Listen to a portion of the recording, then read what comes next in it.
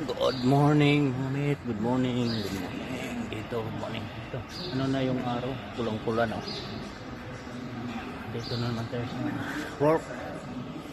Ito yung ginawa ko na Mercedes 2020 model. Yan. Yan, mga Mamit. Ito, repair yan dyan sa quarter panel. Yan, yung pinto, blend yan.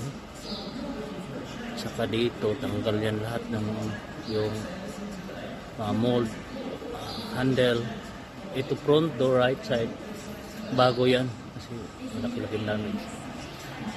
Itong guard repair yan, may maliit na damage. Paikot talaga to lahat yan. Ito na po yung bumper dito, bonnet, bago yung bonnet niya. Yan.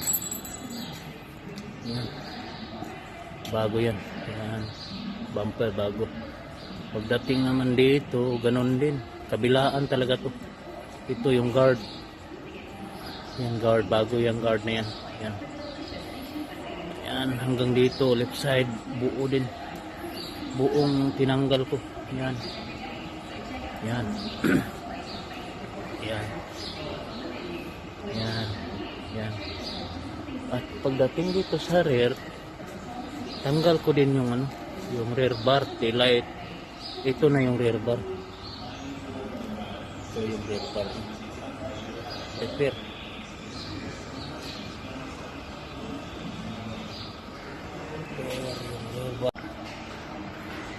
Ganito dito mga mate, no.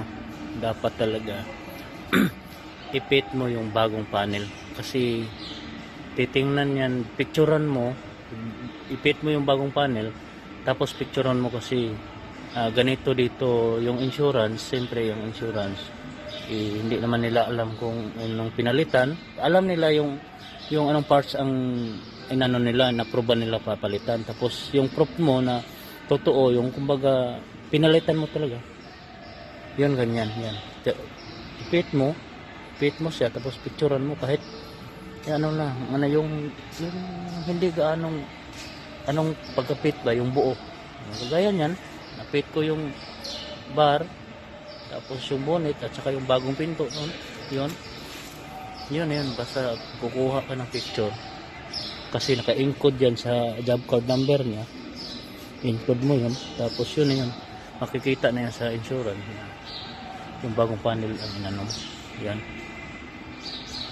Yan, bagong panel yan. Yan. Morning my friend, right? What that one, yo?